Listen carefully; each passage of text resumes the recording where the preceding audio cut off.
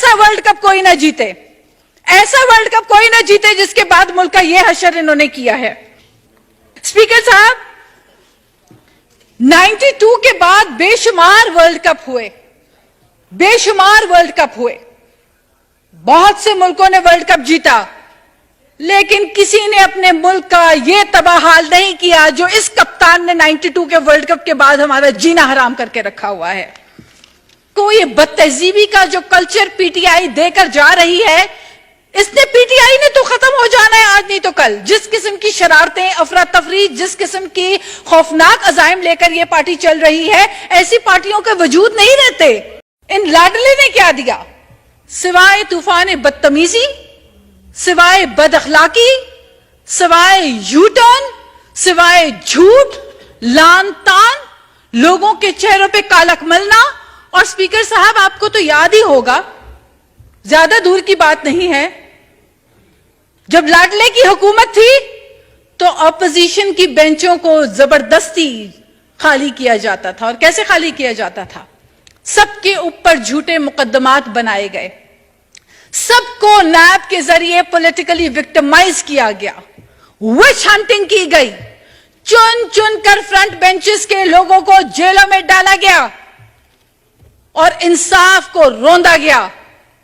और यह सिलसिला कुछ इस तरह चला कि आज ये बहनों की बातें करते हैं, माओं की बातें करते हैं, औरत की बात करते हैं, तो भूल गए जिस तरह चांद रात को मोहतरमा फरियाल तालपुर सिटिंग एमपीए को धकेल धकेल कर अस्पताल से घसीट घसीट कर बख्तरबंद में डाल के पूरे शहर के चक्कर काटे गए। इनको याद नहीं आया कि वो एक खातून। तो स्पीकर साहब, इतने यू टर्न के जो चैंपियन है, इनका तो अगला इंतखाबी निशान ही यू टर्न होना चाहिए। बल्ले से तो इन्होंने जितनी फेंटी मारनी थी वो मार दी इन्होंने कौम की, अब इनका अगला इंतखाबी निशान यू टर्न होना चाहिए। जो कुछ इन्होंने मरियम नवाज के साथ किया वो भी एक खातून थी। तरह से है कि पहले कहानी शुरू होती है पार्लियामेंट की बेतौकीरी से, पहले आइन को रोनते हुए अदमे एतमाद को ना मानकर रोना रोया जाता है, फिर इस्तीफे दिए जाते हैं, फिर 10 माह तक कहा जाता है हर टॉक शो में, हर टीवी चैनल पे कि जी हमने तो इस्तीफे मुंह पे मार दिए, ये तो मकबूजा पार्लियामेंट है।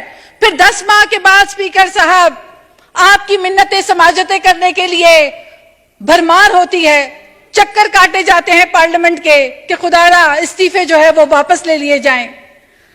स्पीकर साहब, सबसे अफसोस की जो बात है वो ये है कि गुज़िश्ता रोज जो हमने जुडिशल कॉम्प्लेक्स पे देखा, जिस तरह पीटीआई के झत्ता बरदार लोगों ने हमला किया पुलिस पे, पुलिस की जो वर्दी होती है उसकी तौहीन की, एक सरकारी पुलिस एहलकार जो अपनी जिम्मेदारियों के ऊपर डट के खड़ा होता है, ना वो मौसम की तपिश देखता है, ना वो मौसम की सर्दी देखता है, ना वो धूप देखता है, ना वो छांव देखता है, वो अपनी कम सी तनख्वाह के ऊपर सरकार की अपनी जिम्मेदारी अदा करने के लिए जब खड़ा होता है तो उसको पीटीआई के जत्ता बरदार फोर्स जो है वो आके लाठी मारते हैं, वो गुलेल मारते हैं और पेट्रोल बॉम्ब जैसी चीज जो है वो लेकर आते हैं और उसके साथ जो है पूरा जमान पार्क को नो-गो एरिया बना देते हैं। इसका इख्तियार किसने इनको दिया है?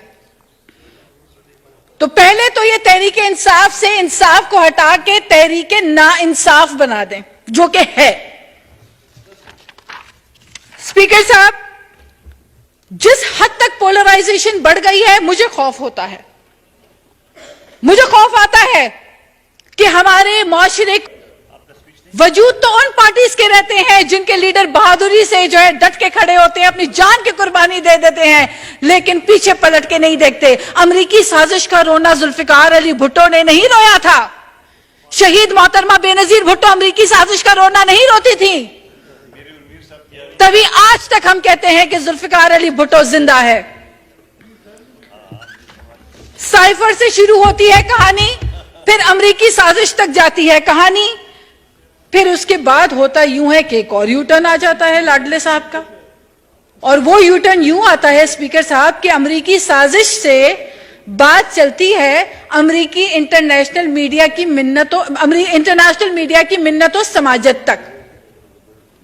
यहां पे कहते हैं, इंटरनेशनल मीडिया को कहते हैं कि मेरा वर्कर मुझे जाने नहीं दे रहा, وہ ڈھال بن گیا ہے. یہ جھوٹے مقدمات ہیں. انٹرنیشنل میڈیا کو کہتے ہیں ہمیں تو بیل مل چکی ہے, پروٹیکٹیو بیل مل چکی ہے. ایک تماشا سا برپا کیا ہے ایک شخص نے, اسپیکر صاحب, اور وہ کہتے ہیں نا آج بات کر رہے ہیں بڑی انصاف کی, آج بات کر رہے ہوتے ہیں کہ جی یہ ہو گیا, او جی وہ ہو گیا, پولیس نے یہ کر دیا, اس نے اتنے پرچے کٹوا دیے. ان سے پوچھیں حامد میر کا کیا جرم تھا, ابصار عالم کا کیا جرم تھا, اسد طور کا کیا جرم تھا. کم ناانصافیاں کی ہیں انہوں نے صحافیوں کے اوپر, بغاوت کے مقدمات انہوں نے درج کرائے. یہ جانے بغیر کہ ان کی محرکات کیا ہوتے ہیں, وہ کس حد تک جا سکتے ہیں یہ پرچے. لوگوں کی زندگیوں کو آپ نے مشکل میں ڈال دیا جھوٹے پرچے کروا کے. اور ایک ان کے پاس ہوتے تھے شہزاد اکبر صاحب, روز فائلوں کا پلندہ لے کر آ جاتے تھے, آج اس کے اوپر یہ پرچہ ہوگا, کل اس پہ یہ پرچہ ہوگا. ٹاک شو میں فیصلے ہوتے تھے اگلی باری کس کی ہوگی, اور وہی ہوتا تھا جو ٹاک شو میں بیٹھ کر یہ بات کر رہے ہوتے تھے. ان کے اسپیشل اسسٹنٹس آ کے طے کرتے تھے کہ نیب نے اگلی پکڑ دھکڑ کس کی کرنی ہے, اور وہی ہوتا تھا. تو یہ تو ان کا حال تھا.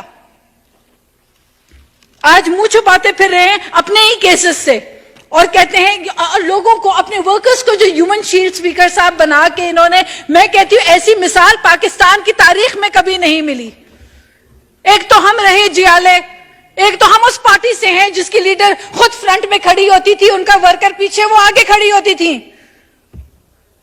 ذوالفقار علی بھٹو نے پھانسی کے پھندے کو چوم لیا, لیکن اس کے بعد بھی شہید محترمہ بے نظیر بھٹو صاحبہ نے انہی عدالتوں کے فیصلے مانے, اسی ملک کے اندر اپنی جان دینا پسند کی, انہی جیلوں میں سکھر جیلوں کی اذیتیں برداشت کی, مختلف جیلوں میں لے جایا گیا. انہوں نے نہیں کہا کہ یہ کوئی بیرونی سازش ہے, انہوں نے عدالتوں کے فیصلوں کو بھی مانا. اور میری قائد کہہ گئی تھی, اسپیکر صاحب آپ سے بہتر کون جانتا ہے, آپ تو خود ماشاءاللہ ایک انسٹیٹیوشن ہے اس معاملے میں, سیاسی جو سفر آپ کا رہا ہے.